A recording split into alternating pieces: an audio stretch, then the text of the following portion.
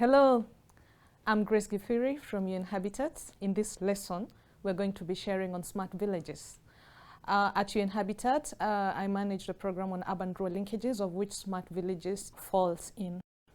So in this lesson, we're going to explore smart villages, what they entail, and their role in digital inclusion in the urban-rural continuum.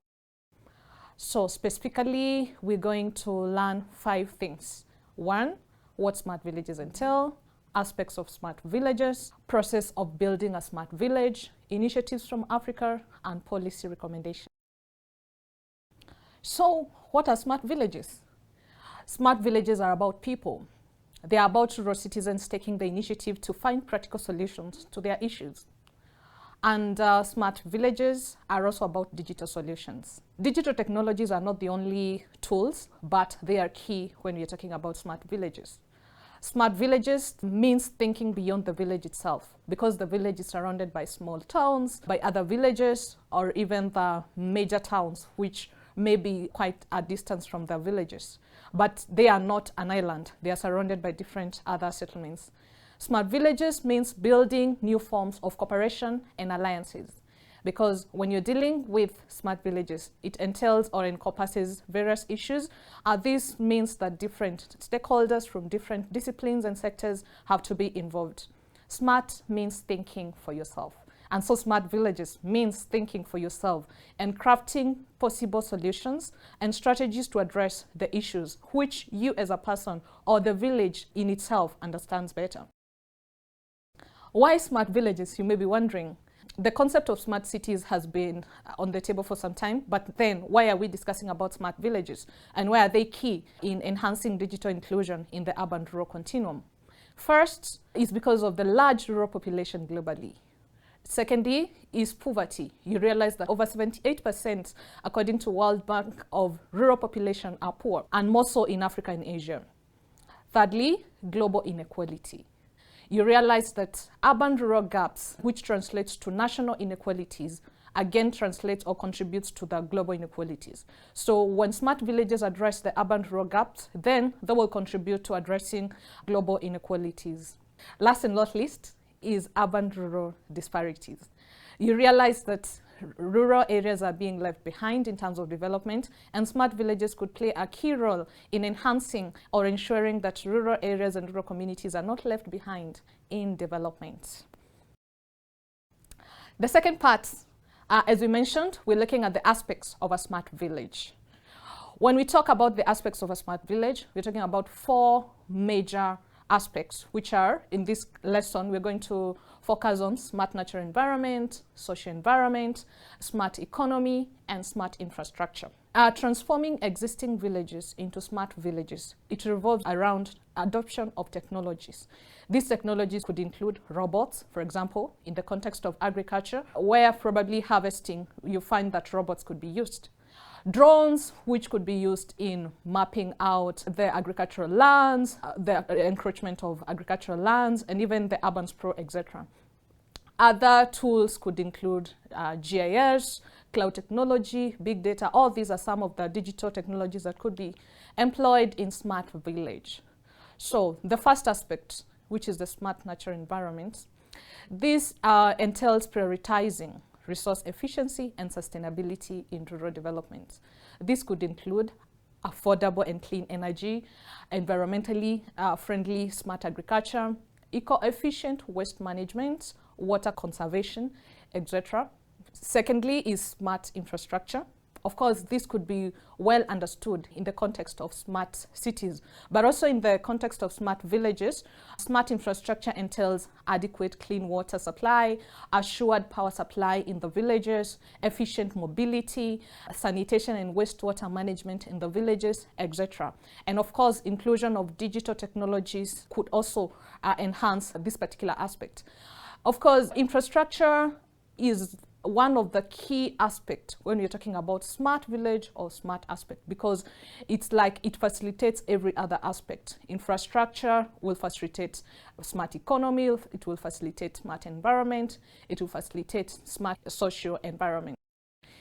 The third aspect is smart economy, as mentioned earlier.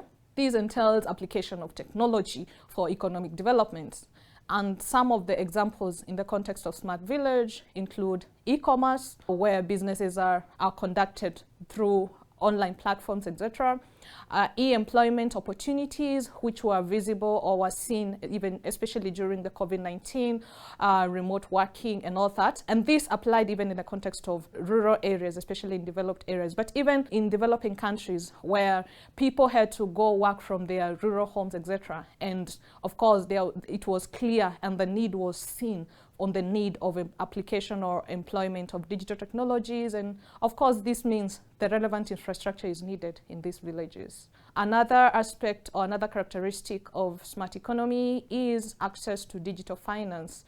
And this is evident in most developing countries, including Kenya, where we have M-Pesa, where most communities, even in remote villages, are able to access money using their mobile phones. Finally, for this lesson, we're going to look at the fourth aspect, which is the smart social environment. And this entails the well-being of the people. Here we are talking about their health, their education, governance, citizen participation, affordable housing, safety and security of citizens being a priority in the context of a village. The other section, we're going to look at how do we build smart villages. And this entails a series of activities, and for the sake of, in the context of this lesson, we're going to look at some of the activities or some of the phases that one could consider in building a smart village. The first, of course, is initiation, and this entails the need for a smart village being built is actually identified.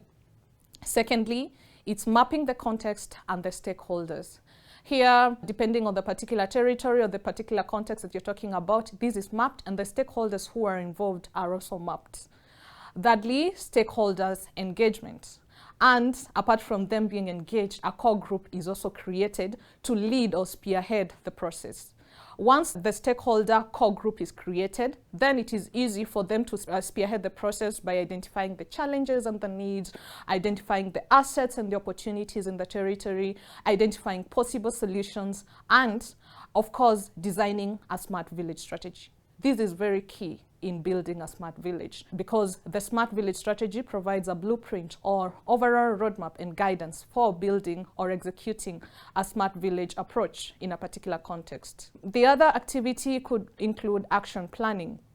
In the action planning is where we are actually putting the strategy into actions, identifying what are the activities, who are the people who could be involved, what are the sources of funding, etc. And even the time frame. When the action plans are ready, then is implementation and deployment of the smart village.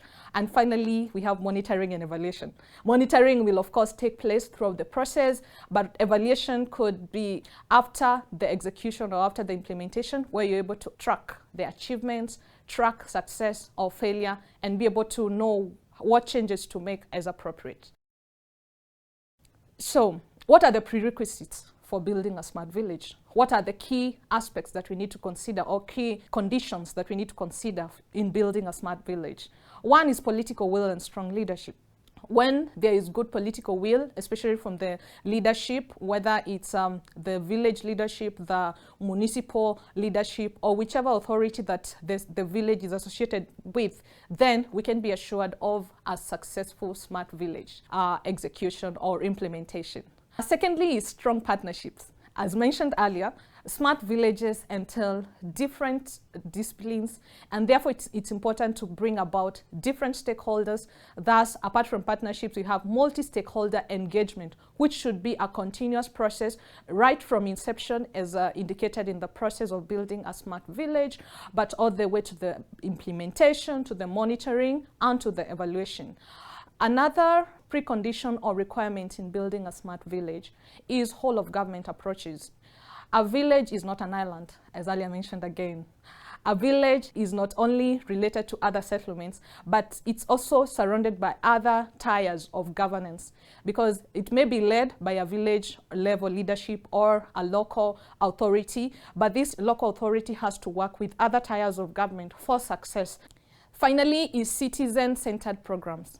A smart village has to involve the citizens, because, as we mentioned earlier again, smart villages are for the people, by the people. Therefore, they have to be involved in every process, and they also have to spearhead what are the practical solutions, because they know their context better.